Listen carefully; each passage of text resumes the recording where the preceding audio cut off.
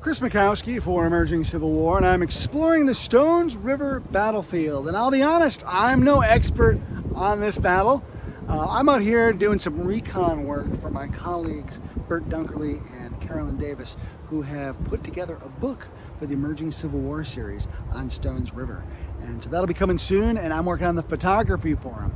But I have been out here a couple times. It's been a while, so the park has reoriented its driving tour since the last time I've been here. So it's been cool for me to see the battlefield through not only new eyes, but a new tour route, which is helping me see it through that new perspective. So I'm having a really good time out here today, and I appreciate you being with me and just doing a little bit of exploring. This is my new favorite spot on the battlefield. I had a lot of fun hopping around on the rocks over at the slaughter pen. This is the tour stop for the cotton field, and what I really like about it is we get kind of a good sense of the federal position. If we look off in that direction, if we were to go about 1.5 miles in that direction, we're going to get to McFadden Farm, where the federal left is anchored on the river itself with more than 50 artillery pieces, and it kind of runs down parallel to this fence that you see kind of off in that direction. And if we keep going down there, it's going to take us down to the slaughter pen. Hazen's Monument, let me make sure I'm oriented right, is off in that direction. So we've talked a little bit in our explorations today about how the Confederate attack hits the federal right. The federal commanders on that end of the field are not especially prepared, and they begin to fold back. I mentioned earlier that jackknife, and as the jackknife starts to fold in from the federal right toward the federal center, it finally gets to Phil Sheridan's division. He is holding tight in the middle. That delaying action around the slaughter pen, and he's going to kind of stubbornly hold on there till he runs out of ammunition and then begin falling back, so that jackknife will continue to close. And then finally the Federals are going to orient along the Nashville Pike, which is the road you see behind me, that direction, and that's going to finally give them the chance to catch their breath and hold on. In the meantime, Hazen's brigade off in that direction, serving as the hinge for that jackknife as the federal position swings back in on itself.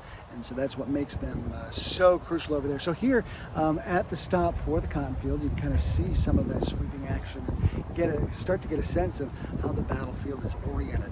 Hard to see sometimes because you get into the cedar woods, you get into the slaughter pen, even up along the National Cemetery. You can't really see good sweeping panoramas that let you piece the whole thing together necessarily. So here's the first spot where I've stood. It's like, aha, pretty darn cool. Now I'm going to jump up the road just a few dozen yards here. I was down there, and now I've come up here because there's a nice little wayside that helps contextualize things even further. And it talks about this field in front of me jammed with 30,000 Federals as the Confederates were advancing, folding up that jackknife, coming in that direction, pushing in that direction toward the Nashville Pike.